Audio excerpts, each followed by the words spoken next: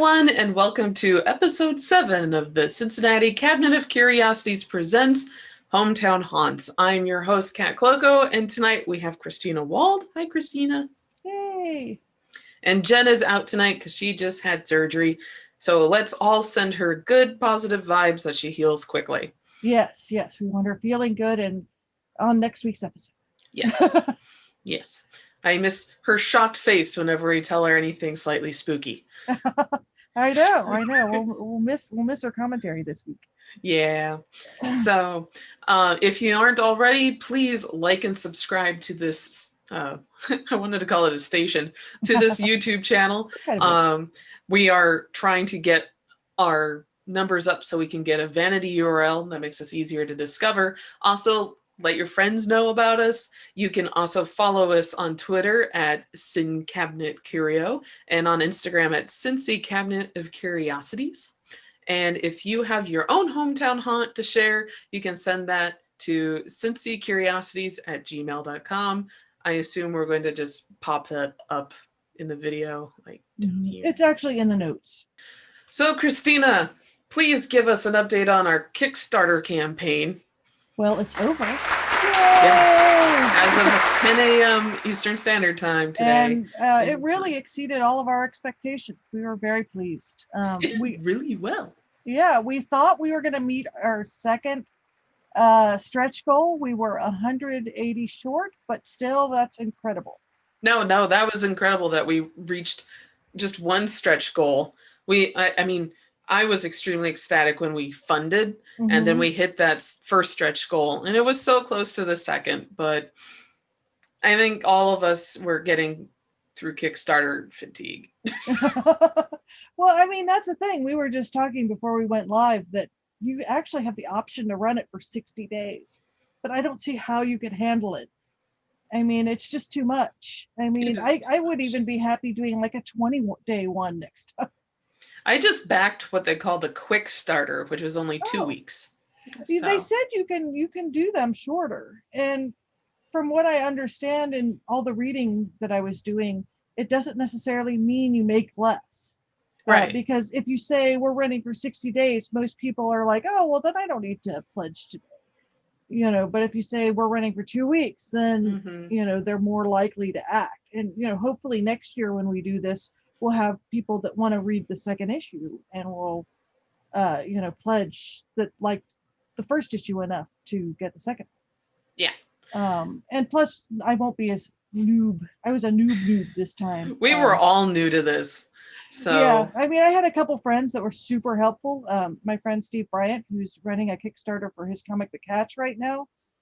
He was super helpful. He's done like 5 Kickstarters and kind of told me how to promote it. I mean, there's a couple things I might do differently next time, but we didn't know. This is our first time. Yeah, so I think it went well considering we had no idea what we were doing. I mean, I know how to do marketing stuff. I mean, and I like making animations, so that probably I love your animations. So many flying skulls, which reminds me, we came with the finalist. Yes, we have 2 runners up and a finalist. Okay, yay. So, with the drum roll rolling, the runners up of our Flaming Skull name is Crania by Katie Word and Scully Von Flamingham, Duchess of Pyrington by Kelly Horan. So those are our runners up. And our winner is... Christina, do you want to give us the winner? The winner is Erin Denninger, and the name of our Flaming Skull is Natty Skull, which is perfect for Natty, Cincinnati. Hurrah! Yay! And we have insertion people. Yes. Cheering. Yes, Natty Skull, short for Cincinnati. Yes, it's so awesome. I know there are some people that call Cincinnati the Nasty Natty. So when I saw that on the list, I'm like, this feels extremely local. Like, it feels appropriate, but it's a good name that anybody can know and use. So our Flaming Skull is now named Natty. And I think he's going to make an appearance in this episode. Yes. I loved all the appearances that Natty made throughout the Kickstarter. So I'm glad that he's not being retired. No, he'll be in our future Kickstarters. Yes. All right. With that, shall we move over to weird things we saw this week? I think so. So yeah, you start. You had a fun ghost story. Well, I did this because when we did our live stream on Saturday, we were talking about how there's a lady in white in Loveland, there's a lady in white in Music Hall, and I thought we could maybe discuss, because you talked about some of the anthropological things of hauntings, and it seems like ladies in white are sort of a common trope.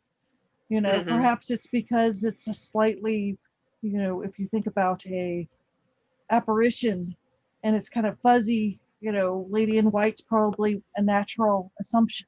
You never hear the lady in polka dots or lady in stripes or something like that. When you do, those are pretty authentic firsthand encounters to be able to get those kinds of details down. But you found a story that's coming out of the UK. Yes, and she was seen on camera in a Victorian cemetery in Sheffield. I first saw this on one of my go-to sites, Mysterious Universe. And if you go to, and we'll put the link in the show notes, in the Daily Mail, they have film of a floating lady in white in a graveyard. They believe the spirit is of a tragic merchant's wife who hanged herself in 1844. So they think her name is Catherine Parker. But it's kind of interesting because that they don't really know. But a viewer spotted the completely translucent image over live stream on October 17th. So you can, through the link, see the video, and it's sort of like this whitish floating thing. But it's kind of interesting because they're making an assumption. I mean, it's probably not necessarily her. Does that happen often in ghost hunting? They try to kind of figure out who that is. Yeah. So reading the article, I guess there's already local lore attributing Catherine Parker to haunting the cemetery. So they just kind of assumed that being able to see this figure, it is Catherine Parker. I don't know the team at all who recorded this, so I would love to hear from them. I know that they give the team's name, and I'd love to hear what was happening in the cemetery when they were investigating for this to occur.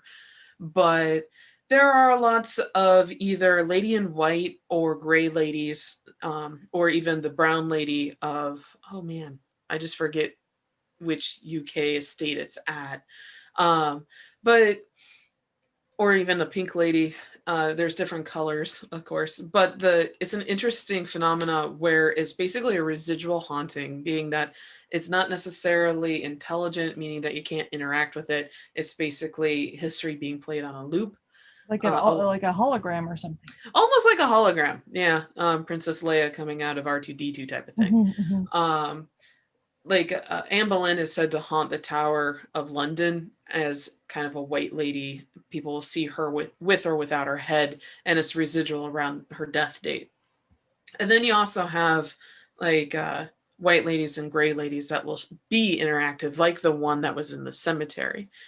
White is traditionally seen because a lot of people, one of the reasons given for women between about the 1840s, during the Victorian era into the Edwardian era, a lot of Western customs, especially in the UK and the United States and Canada, was that the woman's best dress was usually her wedding dress. That would be either light gray or white, because Queen Victoria made white wedding dresses popular when she got married. Before then, ghosts, usually when I've encountered ghosts that are older than that, they're not necessarily wearing white, and even after that, not necessarily white. But that was one of the reasons given that I've heard that you see women in white, because their best dress would be a wedding dress or a Sunday formal dress. Though there were other colors that were popular. The ones that always get me are when ghosts show up nude. Oh, I've wow. heard of a few of nude ghosts, and it's just attention getting, and That could be its own episode. it could be its own episode. And I can bring up some. The one that immediately pops to mind is, and I think I saw it in Unsolved Mysteries back when it originally ran, but a woman and her child were in a car accident, and their car went down into a ditch, and because of the foliage, it wasn't visible from the road. And the woman died on impact, but her child survived. And I guess within about 3 hours of this accident happening, an eyewitness driver, noticed a nude woman lounging at the side of the road and Oh, immediately weird. stopped because this was just so different. It was attention getting. So they go to see where this woman is, and they see the car with the blinkers going and everything. And because of these people stopping, the child survived. So it's attributed to the mom's ghost wanted to make sure that her child survived. So did the most audacious thing she could think of, which was Wow. to just appear nude at the side of the road. That's a pretty So wild story. it's a very wild story, and that one's always stuck with me as just And what the afterlife you can do just to get attention. and I'm looking here at the article, and it says it's the Retford Ghost Hunters. Yes. Retford is Retford. who have the footage. And it says that Catherine was the wife of William Parker, a cutlery pioneer in the Steel City and former master cutler of Sheffield, who died in 1837. He was one of the first people buried at Sheffield General, which became one of the earliest working cemeteries in the UK when it opened in 1836. William died without making a will, so no binding agreement had been made about the distribution of his money, business interests, and property after his death.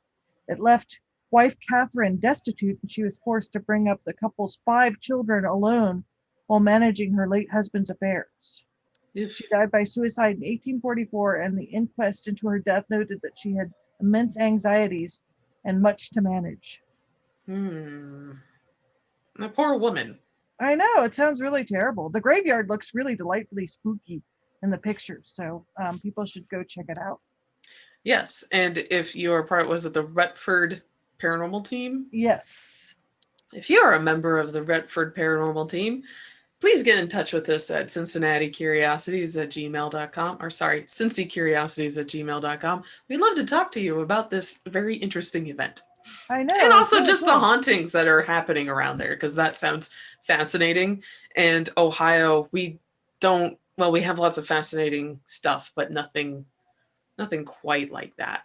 I know. I mean, I'm sure there's all sorts of cool ghost hunting you can do in England. Mm-hmm. So, what interesting thing did you see this week, Kat? This is an interesting, just kind of a science article that just was kind of begging to be read on this show. And mine is, where is it? Also has to do with a cemetery, but this time it's in Belgium. And this one is brought to you by the New Zealand Herald. Mm-hmm. And it says, the escaped clone female mutant crayfish take over Belgian cemetery. This feels like a precursor to the Teenage Mutant Ninja Turtles. That's how it reads. I hope someone makes a graphic novel with this. Yeah, I was thinking as I was reading the title or writing the title out earlier today for our show notes, I was like, this sounds like it could be a graphic novel, a very fun one. So basically, there are escaped self-cloning mutant crayfish created in an experimental breeding program have invaded a Belgian cemetery. Hundreds of the duplicating crustaceans, which can dig down up to a meter and are always female, pose a deadly threat to the local biodiversity after colonizing a historic Antwerp graveyard. So I'm picturing a Sci-Fi Channel special. Yeah, this feels like it could make it into like a 1950s monster movie type thing, a la The Blob. Yeah, I mean, there's so much potential. I mean, it's a great premise. Yeah. Marbled crayfish, which travel across the land and water at night and eat whatever they can, do not occur in nature and are banned by the European Union. Instead, the freshwater beasts, which are about 10 centimeters big and voracious, are thought to have been bred by unscrupulous German pet traders in the 1990s. Man, this is sounding like a graphic novel. They are similar to slow crayfish found in Florida, but are parthenogenic, which means that they reproduce with themselves and all their children are genetic identical females. Wow. The mutation, which occurred 25 years ago, means populations can spring up rapidly from just a single female specimen. In 2018, scientists established the global marbled crayfish population was descended from a single female and it didn't need males to reproduce. I'm thinking alien here. This feels like an alien thing. Xenomorph. Yeah. I mean, 10 centimeters now, 10 meters tomorrow. I don't know. I was reading, there was a YouTube show I was watching that was talking about the history of lobster, which, that's a slightly larger crayfish. And they were talking about the lobsters that settlers ate when they first came to Boston and, the Eastern colonies. Many of them were 2 meters long. That is a big lobster. That's like the goodness. Yeah, that's large. It's probably an old lobster. I mean, yeah, lobsters probably get really huge. Yeah, but I'm just saying, 2 meter crayfish, is that a ridiculous? It probably with lobsters, they're old when they're that big. Yeah. Well, basically the crayfish have taken root in the pools and streams of the Schoenselhof Cemetery in Antwerp, which is known as the Flemish city's Père Lachaise. I don't speak French, so yes, I'm sorry, everyone. This is why I speak East Asian languages. I know. I wish I could help you. Yeah. I'm not good at pronouncing you. Yeah. Sorry, everyone in Finland. But yeah, interesting. And it kind of reminds me of the koi population that we have here. There's one particular invading species, not koi, carp, very close, that is just taking over the Mississippi River. So, and a lot of our goldfish people throw away. I mean, a lot of times you get these invasive species and people having them as pets. I remember these giant snails were really popular. Do you remember that? People were putting them like in terrariums and that sort of thing. Oh, yeah. And apparently this particular type of snail was kind of stinky. So you would think, oh, wow, a cool snail. And then you'd have it in your house and it was super smelly. So people would just put them outside and say, I don't want this as a pet anymore. And apparently it was damaging the local environment because you're introducing a species that has no enemies. And so what would happen is they would start, eating all this local foliage and causing damage. And so the news report said, if you have one of these, bring it to this, facility. Don't put it out in your yard because it will damage the environment. Yeah. Well, the same as with all the snakes in Florida. That almost sounds like an urban legend, actually. But it does, but it's true. But yes, so people get like a boa constrictor because they're like, cool, a boa constrictor.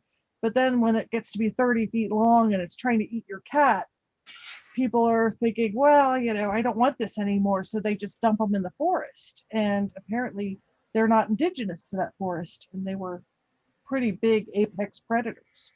Yeah.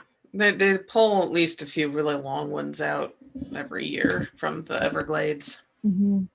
Well, when you have a snake that can eat you, it's probably no longer a decent pet. Yeah. Oh. Okay. So, speaking of something completely different. And now for something completely different. We're just going to move on over to the Loveland Castle, which you and I were at back in March before lockdown happened. Yeah, well, we'll here in Ohio. Yeah, we'll post the pictures. And I also provided some lovely, I don't want to call them vintage because they're not that old, but photos of me and my previous ghost hunting troop when we visited back in 2011. Yeah, great So, pictures. yeah, my hair was super long back then. Cool. Yeah. So I guess you're going to read a little history of the castle and then go into your personal haunting experience, which I'm excited to hear because we Okay. haven't heard that yet. Oh, that's true. So, yes, the history of the Loveland Castle. So, Loveland Castle, also known as Chateau de Roche, started construction in 1929 as a brainchild of Henry D. Andrews. Andrews, or Sir Harry as he liked to be called, was a World War I veteran who fell in love with castles while fighting in Europe. So, when he returned home, he decided to build Loveland Castle for the Boy Scout troop he led. Every brick was handmade with cement in milk cartons, with his with his 50 years of work culminating in not only a castle, but also a moat, drainage system. Sir Harry passed away in 1981 after an accident at the castle and willed the property to his Boy Scout troop, the Knights of the Golden Trail, or KOGT. Since then, KOGT has kept maintaining and renovating the old castle and is open for tours and special events. Even during the pandemic, you can go visit during special times. Of course, Loveland Castle has its tales of ghosts, which have been shared around the campfire for decades. There is a lady in white who has been witnessed walking around the grounds of the castle along the riverbank and has been seen sitting in the courtyard. Sir Harry is said to have never left his beloved castle and has been seen walking around the property. He has been known to slam doors open and shut before bad luck befalls the property. The Viking is another resident spirit of the castle. He is believed to be tied to the sword collection there. The Viking has been described to be an imposing ghost wearing a cloak and carrying a large sword at his chest. And that is the very brief history of the Loveland Castle. Any questions so far? Comments? No, I'm excited to hear about your experience. I mean, actually, if people are really, we have a video on our channel about Loveland Castle, and then we have the interview with Rodney Yeah. also. But we Yeah. want to hear about your experience because you actually went ghost hunting there. Yeah. So one of the first places that I learned about when I moved to Cincinnati was the Loveland Castle. And it's quite a fun place to visit if you live within, decent driving distance to Cincinnati. It's something I would encourage you to go visit. The guys there are really nice. They're very knowledgeable about the property, and it's a beautiful place. Actually, all time of the year, it's very scenic. It's right on the Little Miami River, right where around the place where the Loveland Frogman actually was witnessed. So it is a scaled version of a Norman castle, so it's very rough. I will say a note to people with young children, it's not exactly the safest place for really little ones who are just walking or tend to run a lot, because the steps, just like in a normal castle, Norman castle, are very steep and tiny, and you only one person at a time can go up the stairs to the second floor and to the roof. At the time when Christina and I went, the roof was actually closed. When I went in 2011 with Indiana Ghost Trackers, the Bloomington division, the Bloomington, Indiana division, we were allowed access to the roof, and nothing remarkable happened there. It was just being able to take photos. So I went there in 2011. I brought the team there as a thank you for all their help with writing Haunted Hoosier Halls, Indiana University. And they had allowed me to join them on a number of different ghost hunts and investigations before I became a member. So we were there all night. We got there in the late afternoon and we left in the early morning, I think around 10. And I didn't expect to actually encounter anything paranormal while we were there. I never go into investigations thinking that I'm going to run into anything, because most of the time you don't. We got in there. It was clearly summer, or I'm going to say summertime, because we weren't wearing coats or anything. It was warm enough that we can sleep on sleeping bags in the main hallway, and yeah, it was pretty good camping weather, basically. We do the investigation, and I'm trying to remember how many of us there were. I think there was about 11 or 12 of us. And we start in the first floor. In one of the ghost stories that was not included in that brief synopsis is that the chessboard that is in that entryway is said to play by itself. So if you make pieces, if you make moves playing chess, it's said that Sir Harry will counter your moves on the chessboard. So we tried that out. We didn't see anything. We kept a full spectrum camera going in both that first floor entryway and in the main dining hall room. But we didn't do the sword room or the room that's the newer construction at the very end of that hallway, but we had a meter there that would, any movement that would happen, it would pick up the static electricity and trigger an alarm, basically. So basically, we left that particular meter in that room and then did not approach that room for most of the evening, but we left an audio recorder about 6 feet away so that it wouldn't trigger the EMF meter. EMF meter is giving it I almost want to call it, it's not a Geiger counter, but it was very, very sensitive piece of equipment.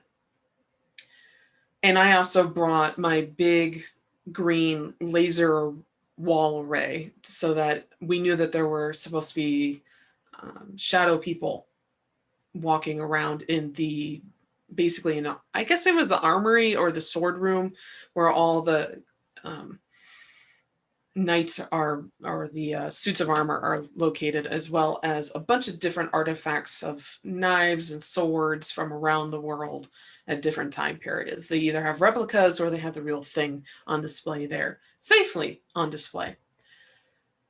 And really, the eeriest thing happened around 10:30, 11 o'clock at night. So we had done our first rounds and collected the audio for that, and we actually were just sitting in the outside of the castle, between the river and the castle. They have this, I'm going to call it a gate, but on top of the gate they've made this cement sitting area with this half wall, so you can basically stare at the castle and you're staring at the entry door, and then the main hallway and its porch are right to your left, on your left, and then you're staring at what would be where the suits of armor and all the swords are stored. All of us are accounted for, including the Knight of the Golden Trail member, who there's somebody always on the property, and the property is closed. No one else is supposed to be on there or around there. And so we know everyone's accounted for. We're basically just chatting. And from that armory room, we see something or someone walking to and fro from one door to the other. And we just watch it for a good minute. And we're like, wait a minute, everyone's here. Who could that be? And myself and Claude went up there. And Claude is a very tall man. He was a member of IGT. And so between short little me and tall him, we quickly deduced that whatever was producing, because we had a walkie-talkie and we're communicating down to the group who are still sitting there at that seating location. We're like, hey, if we stand at the window like this, and the windows are stained glass, I forgot to mention that, so you can't just easily see into the room. So I'm standing there, I'm like, hey, if I stand like this, can you see me? Am I the same size as this shadow? And they're like, no, you're way too short. Even Claude is way too short. Oh, by the way, it's still walking to and fro. And so Claude and I just stop and we look behind us. There's nothing there. There is nothing walking. There's nothing obscuring the lights because they're fluorescent lights on the ceiling. There's not even a moth was hovering around those lights to cause any shadow effect. So we came to the conclusion by doing little experiments, having him stand on chairs and stuff, that whatever was causing the shadow along the windows had to be about 9 feet tall. And it was just crazy. It continued to walk up and down the hall even after we left. So it may have just been a residual spirit, but we believe that's what people see and have called the Viking, which is this large shadow man that, being about 9 foot tall, would be very imposing. So we think that's who we ran into. I don't think it was intelligent. We didn't get any audio from there except for the team snoring. But that was a remarkable personal encounter that we had. And that is my ghost story from the Loveland Castle. Wow, that's amazing. Do they usually think shadow people like that are actually ghosts, or could it have been some sort of entity? So it depends on who you talk to. There's two camps. There's people who believe that they're just entities that aren't using a lot of energy to show up. So they kind of use the lowest form of light.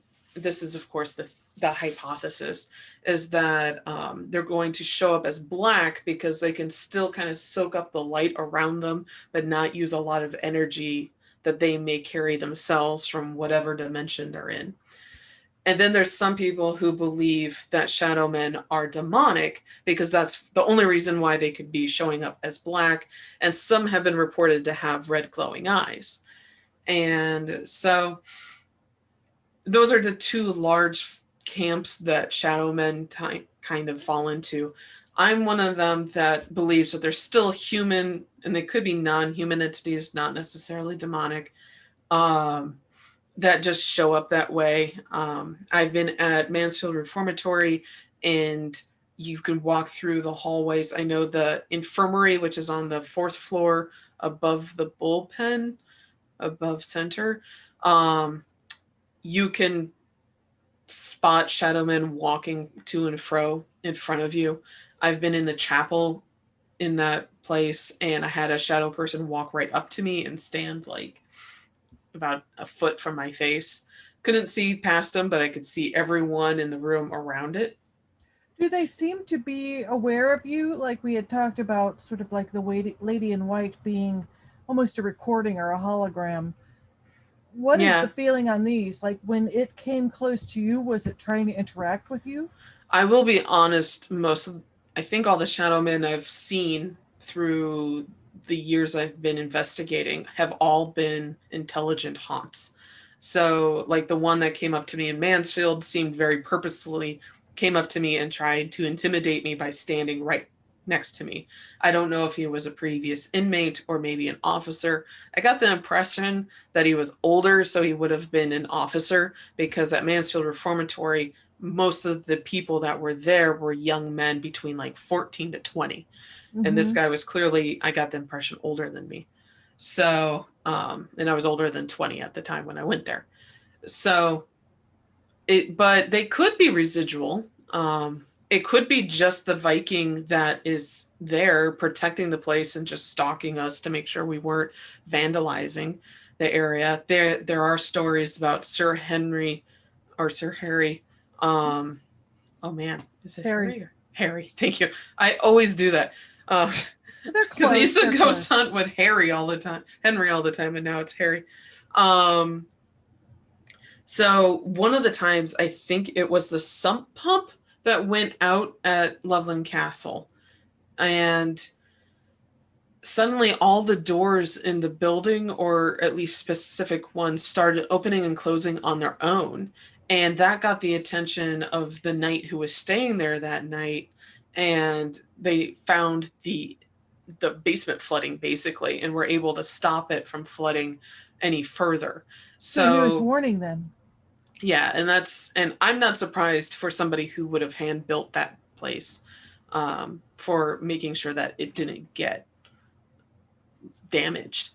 And this is not the only time I've run into ghosts that have protect properties that they have a vested interest in. Up in Painesville, Ohio, you have Riders Inn, and it has a ghost of a former innkeeper and of Susie. And she has been known to not only appear to the police, she also, because it's a B&B you can stay at, she's been known to unlock the door for B&B guests. She's been known to place candles, lit candles throughout the building when I believe in that one, their water heater broke and started flooding their basement area. And because she was lighting candles in the main area, in the restaurant portion of the B&B, the manager was able to find this boiler that had broken down. So, and there's, I know plenty of other stories, but those are the two that come to mind immediately. Do you ever feel a vibe off of them? Oh yeah, you can. Like this one, did you feel like a malicious vibe, or was it fairly benign? I think it was fairly benign, which is the only reason, I won't say the only reason why we went up there to investigate, because we were there on purpose to investigate. But the only reason why we stayed for so long and tried all these different ways to debunk what the rest of our group was seeing. If we felt threatened, we would have tried to just debunk it as quickly as possible and then get out of there, because you don't want to fall down those stairs. So you don't want to be having to hustle out of the building at all, because it would hurt. You would break something falling down those stairs. You remember those stairs. They're tiny. Well, I mean, and I'm sure you've visited castles around in Europe and around the world too. I mean, they're not exactly easy access places. And they're not supposed to be. It could be quite dangerous. I had a cousin that broke her leg in a castle in Prague. I believe it's Prague, because those places aren't, they're steep steps. Then they're not, if you have knee problems or anything like that, it's not easy to traverse terrain. No. And Loveland's just like that, just smaller. So the spaces are not, they're not very big. Because Loveland, I've had the opportunity to visit a Norman castle, or really it was a tower in London when I visited there. So I already had experience traversing one of those staircases, and Loveland is very much like that. He did not reserve anything. It really feels like a castle. None of the windows in the main part of the building, especially in the dining area, a lot of them don't have windowsills. Like that porch is all open air. And Sir Harry lived there for 60 years. Wow. Yeah. So, and I mean, he was working on it the whole time. So, and then, no, go ahead. Oh, no, go on. Oh, the Knights of the Golden Trail were actually the ones that completed it after Sir Harry passed away, very tragically, in 1981. He caught fire on the rooftop. Oh my gosh. How did he catch fire? I mean, that sounds suspicious. I don't remember exactly what caused him to catch on fire. I believe he was burning trash on the roof. And because I don't have that in my notes right. I believe he was burning something. And in the 1980s, polyester was everywhere. It just went boom. So true. Now there's a lot of flame retardants in our clothes, actually. Yeah, and that would be one of the reasons why. So he passed away tragically due to complications from his burns, basically. That is sad. Yeah. But yeah, I mean, I'm a bit of a castle addict. So whenever I go, whenever I go to Europe, I have to see as many castles as possible. So I love visiting them. And Loveland is a nice little slice of castle. Yeah, and it's unexpected. Yes, unexpected it is. In Ohio, because we have a lot of forts, but we don't have castles. No, we're just kind of slightly the wrong era for that. But I do love the idea. I mean, that's the thing with architecture. We could get into a whole, and I'm sure we'll be talking a lot about architecture as part of this podcast, just because one thing I love about older architecture is that they used to build water towers to look like castles. For example, like the one in Coleraine, and then there's, city halls were built to look like castles. Now it seems like everything is built to look like sort of corrugated metal warehouse as cheap as possible. And same as houses too. Houses are kind of plastic boxes that we live in. And I love the idea that if you've ever gone to the building, it's owned by the public library now. My friend Vanessa and I sketched it a couple of years ago. There's a building in Cheviot and it used to be a switch building for the phone company, and now it's owned by the library. And it has all of these carvings on it that relate to the phone. Like they have a person yelling into a horn, and then there's cherubs all over it. It's just got all of this decoration. And I love that people used to take the most utilitarian buildings and cover them with these friezes and ornament, and much more interesting than today. I love that they had big giant statues in the Time Star building. I mean, it's just so much more interesting than anything we do today. And I'm kind of sad that kind of architecture has gone into this modern phase where they really eschew anything that's decorative. Like it's all, and you could read articles about this, and I'll probably upset many architects because I personally don't like that aesthetic. I think it's okay in small doses, but most of the aesthetic that they're doing, especially big public buildings in now, is not very user friendly. I went to school for industrial design, and we're getting off on a serious tangent here, but one of the things that we studied was human factors and how to make product so that it was more usable and more pleasurable for someone. And when I use pleasurable, that sounds really weird, but what I mean is user friendly. So like when you're using your toaster, or you're using a mixer or whatever, that it fits your hand and that it's not difficult to use. And it seems like at some point architecture went the opposite direction and said architecture is an art, and sure, you feel uncomfortable in this building, but no one cares.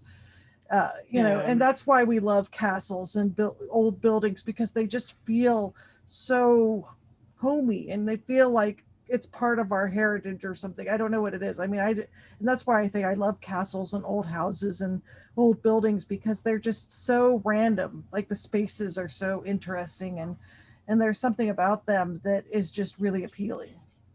Yeah, I think a lot of castles, especially like hearth rooms and great halls, they have that feeling of, I don't want to say warmth, but of community, because of what they were meant for.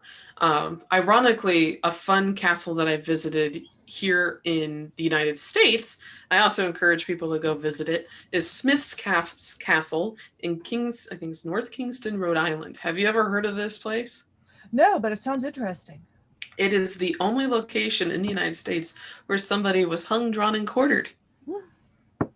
Yes. I thought the United States had been able to avoid that pleasurable. Nope, we got one person who got that treatment in Rhode Island. And when you visit Smith's Castle, it doesn't look like your traditional castle. It looks like a Federalist building, a Federal style square building, because that's what it is. It's a house. It's a 2-story house, very haunted. I visited there with Andrea Perrin, who is from Rhode Island, and one of the famous haunted houses that the Warrens visited. I can't remember which case it is right off the top of my head. It's not the entity. It's the witch. Anyway, so I visited there, but what they used to do, it was called a castle, because even though it's a 2-story Federal style building, it used to have a fort around it, like a stockade fort. So it was like a American castle, because it was a stockaded place where people would take shelter, because there was a lot of fighting between the Wampanoag and the British, and then the Wampanoag and the American troops at different points during like the War of 1812 and stuff. Interesting. So, yeah, we'll have to look it up and put a picture in the podcast so you can see it.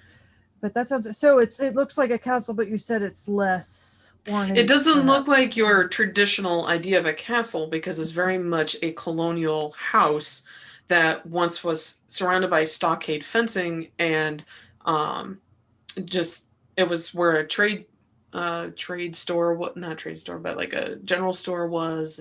But it also has a great room on the first floor with a huge hearth, and you get that big sense of camaraderie and community that you get in a lot of these larger European great halls, where that was an actual functioning castle, not something that was just pretty, but an actual functioning So everyone, this is our Hometown Haunts section of the Cincinnati Captain of Curiosities presents Hometown Haunts. If you have your own story to submit, you can write it and send it to cincycuriosities@gmail.com and we'll read it on air or on the radio show, just like we are doing with Pat Ann's right now. So Pat Ann is from Canada, you said, Christina? Yes, she's from Hamilton, Ontario. Cool. Hello, people in Hamilton, Ontario. Pat Ann writes, my grandmother on the matriarchal side of the family was known to see spirits. I thought this was intriguing when I was a child, no more than 6. And it started the day she came in the kitchen and announced she saw Heidi, our golden short-hair retriever, running around the house. Heidi was a vivacious dog, and her love of leaping and tearing through the brush as fast as she can made me believe that Heidi never died and that Granddad brought her back from the vet. So I ran towards the back door to see our loyal and alive dog, and therefore my Gran had to stop me and tell me what she really meant. The speed-crazed dog was a ghost of Heidi. Gran told me about how some people and animals weren't ready to cross over and head towards those pearly gates. Some people and animals wanted to watch their beloved family grow and perhaps, if possible, help from the other side. So when someone I love dies, I could pray that he or she would watch over me for a wee while, if possible. I believed this until I was in my rebellious teenage years, and in one of those years, my grandmother died. My gothy, melodramatic, navel-gazing self, just like the average teenage middle-class girl, had completely forgotten what Gran told me 11 years ago. When Gran died, I cried and cried. Years went by and I became an art student living with a roommate, trying to work part-time as well as completing my assignments. I was dating during this time and on the odd weekend would relax with my boyfriend's parents at their house. One night, as I slept on a daybed in my boyfriend's mother's sewing room, I dreamt that I was in a dining car of a brightly lit train. I was sitting at the table, and across from me was my grandmother. She looked radiant, as if she was on stage with a direct spotlight beaming down on her.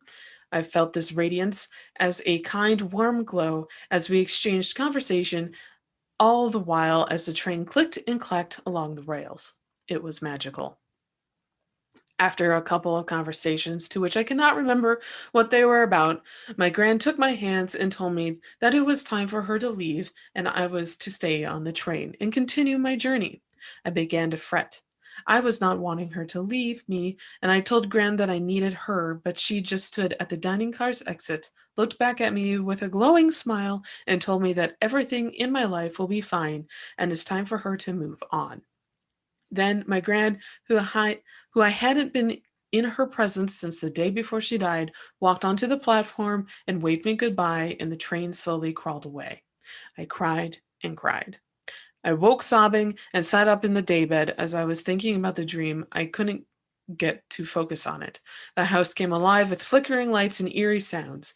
I stood in the room's doorway and found my boyfriend and his parents frantically running through the hallway, turning off lights that turned themselves on and trying to figure out why the intercom was screeching this weird gauzy whistle. It was my Gran reminding me to believe in ghosts. And there we have it. That's a really interesting story. That is a good spooky story. Well, a couple of things that I notice about this and that seem sort of like a common experience is not only the travel in the train. I mean, even sort of in Harry Potter, Rowling alludes to, the scene with Dumbledore and Harry in the train station. So I think being in travel situations is very common when people are experiencing ghosts. Is there a reason for that? What have you seen in your experience? Because this is not an unusual. Yeah, I really haven't experienced doing that, but there has been, I'm going to say this is the more metaphysical side of things that I've heard, that when you either see a loved one in a dream or in some cases astral project, a lot of the locations where you end up are going to be train stations or places which would be considered crossroads of travel. And a train station is perfect for that. So I think that's why it's used a lot. Even for a writing motif as a writer, that's a really good crossroads for travel and a good way to alliterate to people who need to connect for a certain point of time, albeit brief, and then travel two opposite directions. So that's probably why it gets used a lot. Well, I wonder if it's even when you talk about perhaps seeing a family member that's trying to communicate with you, I wonder if it's something that they're trying to have something that you understand. You know, Mm-hmm. you understand a train, or there's something about it that you understand. It's a transient Yeah, it's a situation. transit location. It would be a location that would be familiar to a lot of people, Mm-hmm. because a lot of people have experiences in subway stations or train stations or even tollway stations, Mm-hmm. and or rest stops get used a lot. Yeah, because I think looking at a more metaphysical reasoning, if we try to conceive of what the afterlife actually looked like, our little corporal forms would go a little nuts. Mm-hmm. So, Well, it's an interesting uh, concept. The idea that your relatives are trying to get a hold of you, and one thing that I've heard a lot with people that work in like retirement homes and palliative care and stuff say that a lot of times seniors will start talking about they're about to go on a trip hmm and it's going to be far away, and it's kind of interesting because it seems like it's a really common trope. So hmm perhaps it is sort of a perception. I mean, yeah. it's sort of like you're getting closer to this tunnel that you're going in and you're aware of it. Yeah, I mean, even people have talked about when they've had near death experiences, it's like a tunnel of light, like a train tunnel. Mm-hmm, So, mm-hmm. And yeah. maybe that's the only way you can describe it with your realm of experience. Yeah, maybe it. I mean, maybe it is some sort of interdimensional connector or something like hmm that. And perhaps her grandmother felt like she needed to get a hold of her one more time. hmm One thing Yeah. I also noticed about these stories. Oh, I'm sorry, finish your thought. No, that was it. I think you hit the nail on the head. I mean, I think we've had another story where somebody was at a significant other's home. And I wonder if that's another trope, like there's something about that energy, like Yeah. you're feeling, because I think a lot of times when you're visiting a significant other's parents or staying there, you have this sort of feeling like I'm trying to, what I'm trying to put into words what it's you're not in your normal place and it's not your place. And I wonder if sometimes that kind of shakes things up as well. Or Maybe. maybe you're more aware because you're sort of, I don't want to say in an awkward situation, but perhaps You're in an maybe unfamiliar location, so your senses are going to be naturally heightened when you're somewhere you haven't been before. so you might experience, because I was thinking of Mary's experience a couple weeks ago when she was pregnant and staying with her in-laws at the time, and how hmm she was seeing something, and perhaps that is because you're, like you said, in an unfamiliar place, so you see more than the people that hmm live there. Yeah. Yeah. Because if a lot of ghosts may just blend into the family so well, and like the energy just may resound at the same level as the rest of the family, so they kind of blend into the background. And that gets used in a lot of like horror movies, like what is it, The Haunting of Bly Manor? They Mm-hmm, use mm-hmm, that where the ghosts are all in the background, they just meld really well, and mm-hmm. people are just walking around completely unknown that something's watching them. Yeah, well, I mean, you really don't take in a lot of your uh, surroundings anyway. So there could be there's even if you talk about movies, there sometimes there will be like something that's not in the movie that's accidentally let in, and they said a lot of times people don't notice it because they're so involved. So you might see Mm-hmm. something that takes you out of the action, Mm-hmm. but no one notices it because they're focusing on this one thing. And you could have like somebody in a clown costume over there, and you may not notice it if your attention's focused enough on something. Right. And Exactly. yeah, and perhaps that's what maybe that's what people that are sensitive they're able to see what you can't see because you're focused on your particular reality. I don't know. Maybe. You have way more experience than I. Well, it's not really, well, I guess some of it's experience. I've also just read a lot on different topics with the paranormal, metaphysics, and even psychology, and sociology, how people think, why we think these things. There's a lot of stuff that we're always going to look for stuff that is very comforting, especially right now. And yes. yeah, I like to see how people that are living in haunted houses are coping right now. I'd really like to know that. But well, I mean, I think that's one thing that's interesting when people send us their hauntings too, is to see these common tropes and kind of as people experience them, because I think everybody has had dreams where they've talked to relatives and stuff like that. And it would be interesting to see, like, if you could compile, like, when does this happen? Are you at a transient time in your life, or is it, I mean, it seems like there's certain things, maybe times where family feels like they need to help you or get your attention. right. Well, on that note, on Halloween morning, what would have been really early morning, I got a dream that my dad was in it, and my dad passed away a number of years ago. And I was like, wow, that's really weird. And I looked at the date and I'm like, oh no, it's Halloween. That makes perfect sense. This is the time of year that this would be happening, the most likely. And it was just one of those dreams where I'm like, he's just checking in on me, seeing how everything is, and then he leaves. And he always shows up around this time of year. So yeah, that's a different ghost So story. it was because of because the veil.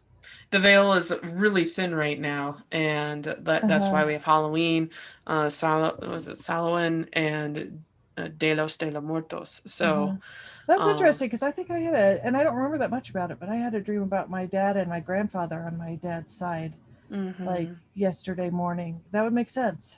Yeah. So yeah, it's because the veil is really thin right now. And I think a lot of people are looking for guidance because times are very turbulent. And just from my own experience and talking to other people, this is when you do get a lot of visitations from family in dreams. Some of them may be at the foot of your bed, because everyone is kind of wanting some guidance. And if you are in the belief that your family can help you, this is when they're going to show up. There was somebody that was wanting, and I heard this on, I think it was on Mysterious Universe a couple of years ago. There's a guy that was trying to put together an app that would compile dreams. And it never went anywhere, unfortunately. Like, they had a beta test and it never went. I don't know if he didn't get funding for it, but I thought that would be a really interesting thing to study, because they were going to see if people dreamed about events before they happened. So yeah, but for some reason, I mean, if you could compile that with something like a Apple app on your phone, your iPhone app, I mean, I think that would be really interesting to see how similar people's dreams are. Yeah, I think a lot of people have recurring dreams, and maybe like your teeth falling out, or which is a stress dream, or being chased by zombies, which oh my goodness, I've gotten that a lot. I think it's one reason why I don't like zombies, because I associate them with stress. Because that's just I don't know how many times I've woken up in the middle of the night thinking the house is being attacked by zombies, and then looking out the window and there's nothing. And I'm like, okay, well, that's comforting to wake up and find that the house is not being attacked by zombies. But it certainly felt like in my dream it was very vivid. So that's really interesting. Yeah. Have you had any recurring dreams that you have every couple of years that seem very similar? I do. And then I also have, a few years ago, I had a lot of dreams where I'd fly. So flying, from what I've read, is very, like, you're feeling very confident, so you're able to fly. But I do have a spooky dream that kind of helped keep me from dying one year. Really? Yeah. I don't know if you want me to tell it now or save it for another episode. We should do a dream episode, because I was going to talk about a recurring dream I have, but I'm not going to, because we're going to do an episode about it.